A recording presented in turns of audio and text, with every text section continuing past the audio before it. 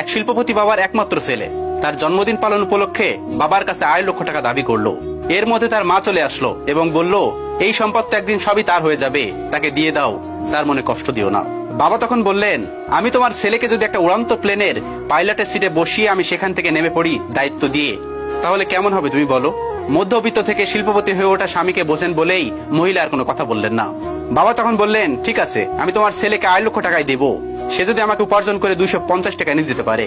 সারা রাত নাক ডেকে ঘুমাচ্ছে ছেলে, মাত্র 250 টাকা। বাবা আগামীকালই দেখতে পারবে ছেলে তার সম্পদের দায়িত্ব নেওয়ার মতো যোগ্য হয়ে গেছে। পরের দিন সকাল 8টায় বাবা তার ছেলেকে ঘুম থেকে জাগিয়ে উঠে দিলেন। রাজ্যের বিরক্তি ছেলের চোখে। মাত্র 250 টাকার জন্য এত সকালে ঘুম থেকে উঠতে হবে? রেডি হয়ে নাস্তা সেরে একেবারে ফুলবাবু সেজে 250 টাকা উপার্জনের জন্য বের হয়ে গেলেন। পকেটে 1 টাকাও নেই, সাথে দেখার জন্য বাবা একটা লোকও দিয়েছেন। ঘর থেকে বের হওয়ার পর তার মনে হচ্ছে সে যেন একটা সমুদ্রের মধ্যে হাবুডুবু খাচ্ছে। বিনা পুঁজিতে টাকা কোথায় পাই, কোথা থেকে ধার নিবে সেটাও পারতেছে না, কারোর সাহায্য নিতে পারছে না, ভিক্ষাও করতে পারবে না। পরিশ্রম করে উপার্জন করতে হবে।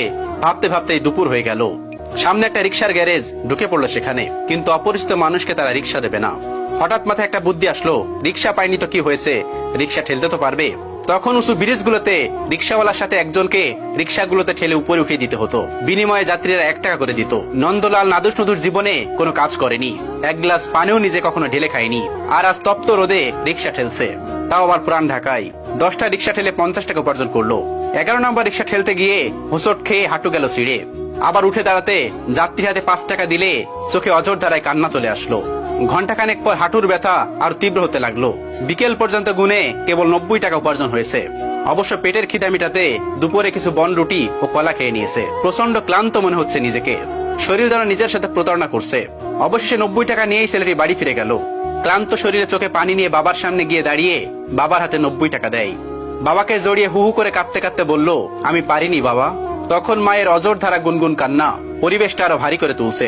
ছেলের বিধ্বস্ত ক্লান্ত চেহারা, হাঁটুর কাছে ছেঁড়া প্যান্ট দেখে বাবা একটা গাজল হাসি উপহার দিল। ছেলের কাঁধে হাত রেখে বাবা বলল, এখন তুমি আমার সঙ্গে সায়দাবাদ থেকে হেঁটে বুড়িগঙ্গা নদীর কাছে যাবে। কোনো প্রশ্ন না। 4-4টা গাড়ি থাকতে, 2জন ড্রাইভার থাকতে হেঁটে কেন? ছেলের জিজ্ঞাসা চোখে বাবা বললেন, বাবা আজকের এই পজিশনে তো আমি একটু একটু করে এভাবে এগিয়ে এসেছি, গাড়ি বা বিমানের গতিতে আসেনি। তুমি তো মাত্র একটা দিন কষ্ট করেছো, একটু ধৈর্য ধরো। ক্লান্ত ছেলের হাত ধরে হাঁটতে হাঁটতে রাত 11:30টার দিকে ব্রিজে পৌঁছালো পিতা এবং পুত্র।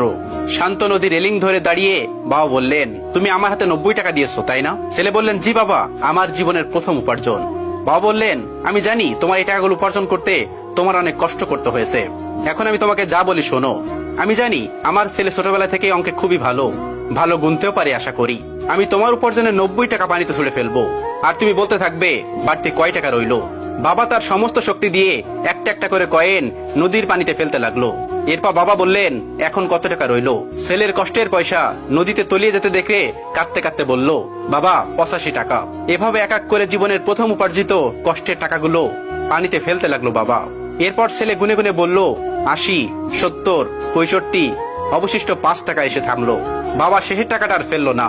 পয়সা ফেলা বন্ধ করে বাবা ছেলেকে বলল, তোমার উপার্জনের 90 টাকা আজ আমি নষ্ট করতে তুমি কাঁদলে, আর আমার কত টাকা তুমি এভাবে নষ্ট করছো তার হিসাব আছে তোমার কাছে? কোথায়? আমি তো একদিনও কাঁদিনি। আজ তোমার অনুভূতিতে যেমন কষ্ট লেগেছে, আমারও ঠিক তেমন উপলব্ধি আছে কষ্ট উপলব্ধি করার জন্য। তোমার শেষের 5 টাকার কয়েনটা আমি রেখে দিলাম, আমার সন্তানের প্রথম উপার্জিত টাকা। এটা একজন পিতার জন্য গর্বের একটা প্রাপ্তি। এটা স্মৃতি হিসাবে আমার মৃত্যুর আগ পর্যন্ত আমি আমার কাছে রাখবো। তুমি কাল তোমার মায়ের কাছ থেকে 2.5 লক্ষ টাকা নিয়ে নিও। বাবার এই কথা শুনে ছেলে বাবাকে জড়িয়ে ধরে চিৎকার করে কাঁদতে কাঁদতে বলল, বাবা আমার টাকা লাগবে না, আমার শিক্ষা লাগবে। উপযুক্ত শিক্ষা আমি স্কুল কলেজে এতদিন কিছু শিখতে পারিনি, যেটা তুমি আজ আমাকে শেখালে। তুমি পৃথিবী